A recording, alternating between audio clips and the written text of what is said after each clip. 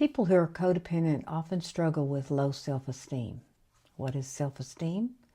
Well, it is a culmination of what you believe about yourself, your environment, how you feel, and those sort of things. Self-esteem is made up of three components. I call it the three-legged stool. It's self-worth, self-confidence, and self-trust. If these three components are all in place and healthy, then you'll have a healthy self-esteem. I'm going to talk a little bit about what affects our self-esteem and some ways to maybe improve that.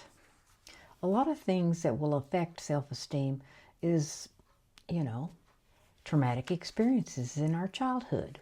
Maybe there was a bully in grade school that targeted you, and you begin to believe what that bully said. Or you had high expectations put on you from others or your parents. Maybe it's failures, repeated failures. These failures whittle away at your confidence. Your worth comes from how you feel about who you are.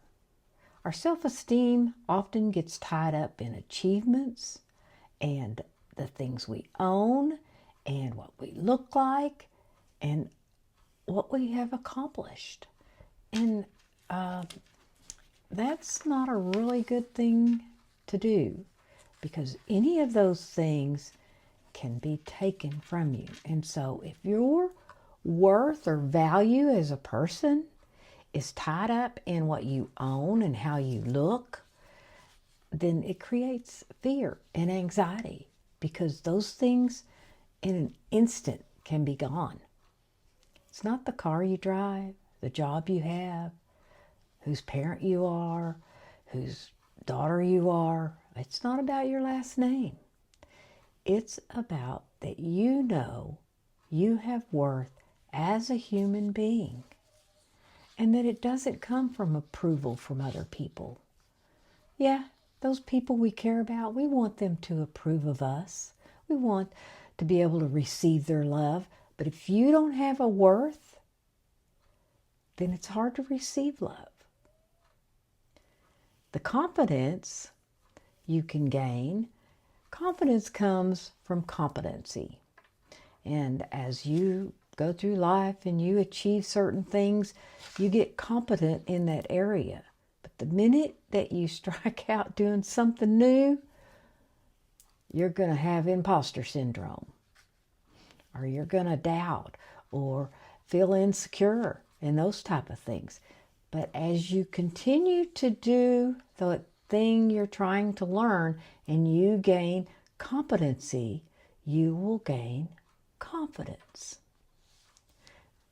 And then the self-trust.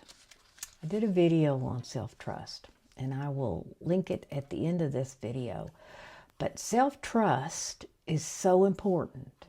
You have to learn to trust yourself, your intuition, what your gut's telling you. You have to go with that. That's going to help with your confidence. It's also going to help with your worth.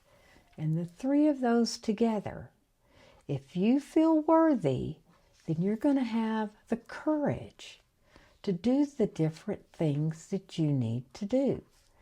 And fear can play a big part in keeping you stuck in a low self-esteem. So to gain worth, you do esteemable acts. When you do esteemable acts, and that comes down to integrity. And, you can be an honest person and not have integrity. It's kind of like, I like the story of Mrs. Jones and Mr. Smith, and they meet up at the hotel, and the guy behind the desk says, "Are y'all married?" And they say, "Yes." Well, they're married all right, but not to each other. Well, they're being honest, but there's no integrity in that. Integrity is to do the right thing when nobody's watching, and that's esteemable. And when you do those things, then you begin to feel worthy. and to trust yourself and to have confidence. And the three of those together, the most attractive thing that anyone can have is self-confidence. It's so attractive. You know, I hear all these, men that say, tell women what make men attracted to women or vice versa. Well, let me tell you, it's self-confidence, that you're okay with yourself, that you accept yourself.